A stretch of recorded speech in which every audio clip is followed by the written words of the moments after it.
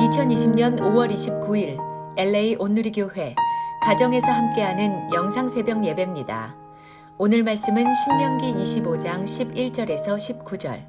하나님의 백성은 하나님의 기준대로입니다.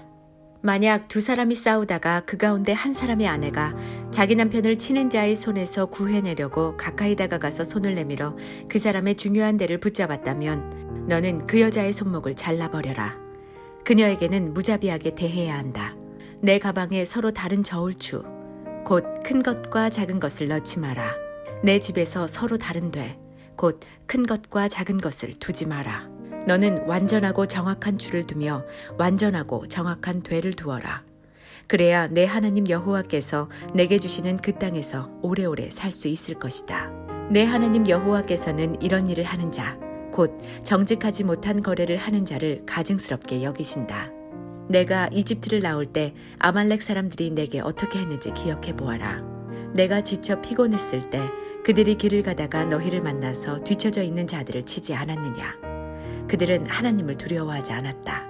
내 하나님 여호와께서 내게 기업으로 주시는 그 땅에서 내 하나님 여호와께서 내 주변의 모든 원수들로부터 벗어나 내게 안식을 주실 때 너는 하늘 아래에서 아말렉을 기억하는 일조차 없도록 그들을 모조리 없애버려라. 잊지 마라. 할렐루야. 함께 찬양하시겠습니다.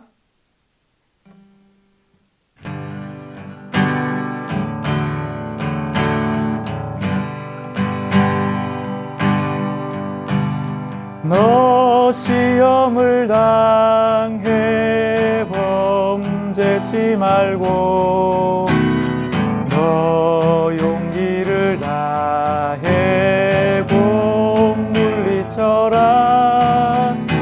너 시험을 이겨 새 힘을 얻고 주 예수를 믿어 늘 승리하라. 우리 구주의 힘과 그의 위로를 빌라. 주님 내 편에 서서 항상 도우시리. 잘 이기는 자는 상 주시리니 넌 낙심치 말고 늘 전진하라. 내 구세주 예수 힘 주시리니 주 예수를 믿어 늘 승리하라. 우리 구주의 힘과 그의 위로를 빌라. 주님 내 편에 서서 항상 도우시리. 아멘. 저희 두 아들 중에서 첫째는 한국에서 태어난 한국 시민권자이고 또 둘째는 미국에서 태어난 복수 국적자입니다. 언젠가 가족이 함께 모여서 이야기를 나누고 있었는데 첫째 아이가 저에게 아빠 나도 군대 가야 돼? 이렇게 질문을 했습니다. 그래서 제가 그럼 가야지 라고 했더니 가기 싫은데 라고 하면서 울상을 짓는 겁니다. 그 말을 옆에서 듣고 있던 둘째가 아빠 나는? 이렇게 질문을 했습니다. 그래서 제가 너는 뭐 선택할 수 있어 라고 했더니 오예 막 이러면서 그때부터 형을 막 약올리기 시작했습니다. 군대를 다녀오지 않은 한국 국적의 남자라면 미국에서 살아가고 있다고 하더라도 나이가 되면 군대에 가야 됩니다. 한국 국민으로서 져야 할 의무와 책임이 있다면 마땅히 그것을 생각하고 있어야 되고 또 때가 되면 그것을 감당해야만 하는 것입니다. 신명기에는 이스라엘 백성을 향한 하나님의 계속적인 명령들이 기록되어 있습니다. 이 명령들은 이스라엘 백성들이 약속의 땅인 가나안에 들어간 뒤에 지켜야 할 명령들이었습니다. 왜 하나님께서 그들에게 그런 명령들을 주셨을까요? 그들이 비록 이방 땅인 가나안에 들어가 살게 되더라도 그들은 여전히 하나님을 따르는 하나님의 백성이라는 사실을 잊지 말아야 하기 때문입니다. 그 땅의 법과 그 땅의 문화가 아니라 하나님의 말씀과 하나님 백성의 문화를 지키며 살아가야 하기 때문에 하나님은 계속해서 그들에게 구체적인 명령들을 주시는 것입니다. 오늘 말씀을 통해서 하나님의 백성인 내가 실천하고 따르도록 명령하시는 것이 무엇인지 깨닫는 귀한 은혜가 있으시기를 축복합니다.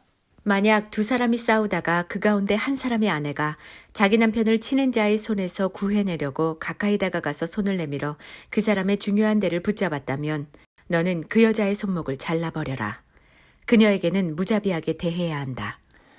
첫 번째로 하나님은 두 사람이 싸우는 상황에서 일어날 수 있는 일을 말씀하시는데요. 두 남자가 싸우고 있는데 그 중에 한 사람의 아내가 자기 남편이 맞고 있으니까 남편을 구해내겠다고 해서 그 때리고 있는 사람의 신체 중에 그 주요 부위를 붙잡는다면 그 여자의 손목을 잘라버리라고 무서운 말씀을 하십니다. 해석이 난해한 구절이긴 하지만 하나님께서 이 말씀을 하신 의도가 무엇일까를 생각해 보려고 합니다. 여기서 이 붙잡는다는 말의 원어를 보면 그 의미가 아주 세게 쥐고 비트는 것을 뜻합니다. 남성의 급소를 그렇게 세게 쥐는 행위는 그 남성에게는 앞으로 대를 잇지 못하게 만드는 그런 결과를 가져올 수도 있습니다. 12절에서 그녀에게는 무자비하게 대해야 한다라고 말씀하신 것을 보면 하나님께서 그런 행동을 아주 무자비한 행동으로 여기셨다는 것을 우리가 알 수 있습니다. 비록 남편이 맞고 있는 상황에서 남편을 구하기 위해 힘없는 여성이 어쩔 수 없이 한 행동이라고 변명할 수 있겠지만 하나님은 그 행위가 선을 넘었다라고 오늘 말씀을 통해 가르쳐 주십니다. 많은 경우에 우리는 스스로가 정한 기준을 옳은 기준이라고 착각하면서 살아갑니다. 그런데 내가 옳다고 생각하는 그 기준이 정말 옳은 기준이 아닐 수도 있다는 사실을 우리는 깨달아야 하는 것이죠. 에덴 동산에서 하와가 선악과를 따먹도록 한 것도 바로 그와 같은 사단의 교묘한 속임수였습니다. 반드시 죽는다고 하나님이 말씀하셨지만 뱀의 꼬임에 넘어간 하와는 스스로 죽을 수도 있다고 하면서 그 기준을 바꾸어 버렸죠. 결국 선악과를 따먹게 됐습니다. 우리의 기준은 언제나 하나님의 말씀이 되어야 합니다. 그리고 그 하나님의 말씀을 내가 임의로 해석하여 내가 편한 대로 적용하거나 내 입맛에 맞도록 바꾸어서는 안 되는 것입니다. 오늘도 하나님의 말씀을 절대적인 기준으로 삼고 그 말씀을 1.1획도 어긋남 없이 우리에게 주어지는 그대로 순종하며 살아가는 저와 여러분 되실 수 있기를 예수님의 이름으로 축복합니다.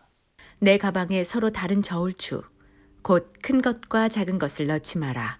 내 집에서 서로 다른 돼, 곧 큰 것과 작은 것을 두지 마라.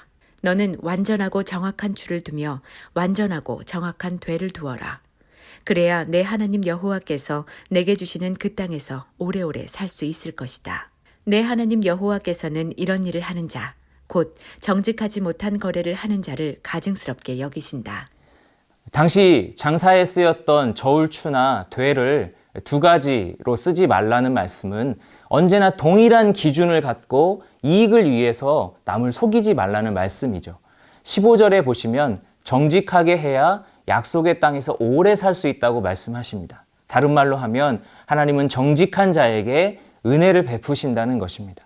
하나님의 기준은 명확합니다. 하나님의 말씀에 순종하며 그 기준을 따라 살아가는 자들에게 은혜를 베푸시는 것이죠.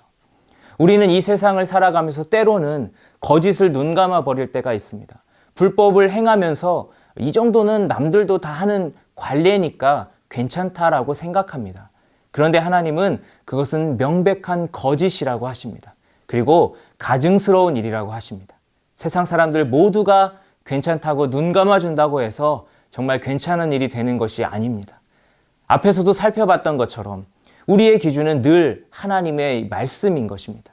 우리는 우리의 중심을 보시는 하나님 앞에서 정직하게 살아가야 하겠습니다. 세상의 기준을 따르지 않고 오늘도 하나님 앞에서 한치의 부끄러움 없는 정직한 삶을 살아가기 위해 힘쓰는 저와 여러분 되실 수 있기를 예수님의 이름으로 축복합니다. 내가 이집트를 나올 때 아말렉 사람들이 내게 어떻게 했는지 기억해 보아라. 내가 지쳐 피곤했을 때 그들이 길을 가다가 너희를 만나서 뒤처져 있는 자들을 치지 않았느냐.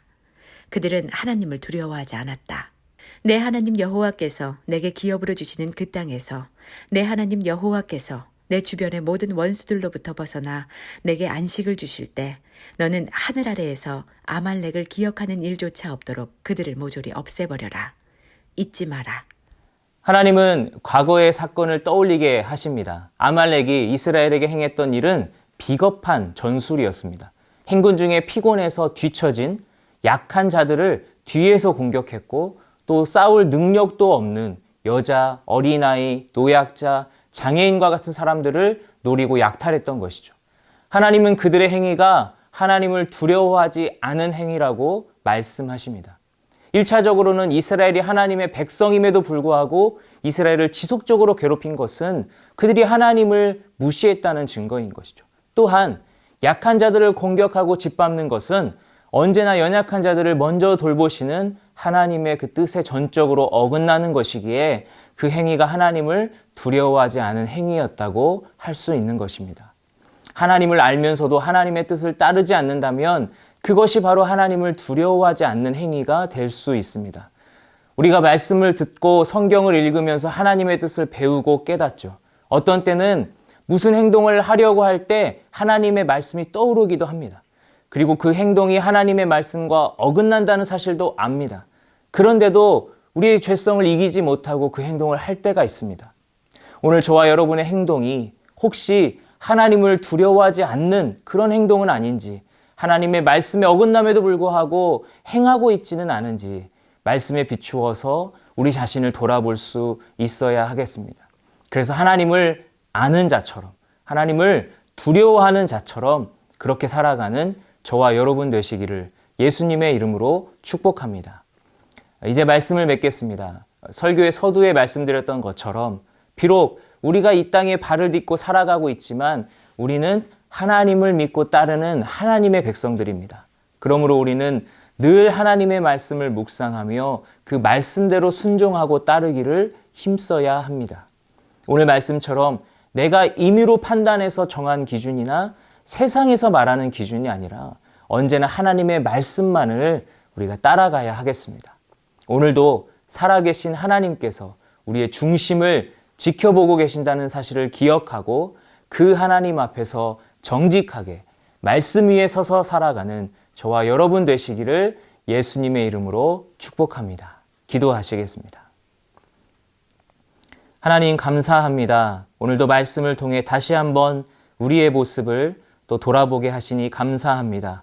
언제나 우리의 중심을 보신 그 하나님 앞에서 정직하게 살아갈 수 있도록 도와주시고 하나님을 두려워하는 마음으로 살아갈 수 있도록 도와주시옵소서. 내 안에서 이 죄성의 음성에 귀 기울이지 아니하고 또 세상에서 들려오는 그 소리들에 귀 기울이지 않고 오직 하나님의 말씀을 기준 삼고 그 말씀을 따라 한치의 오차도 없이 좌로나 우로나 치우침 없이 늘 그렇게 순종하며 살아가는 우리 모두가 될 수 있도록 주님 도와주시옵소서. 오늘도 은혜 가운데 우리의 삶을 이끄실 주님께 감사드리며 예수님의 이름으로 기도드립니다. 아멘.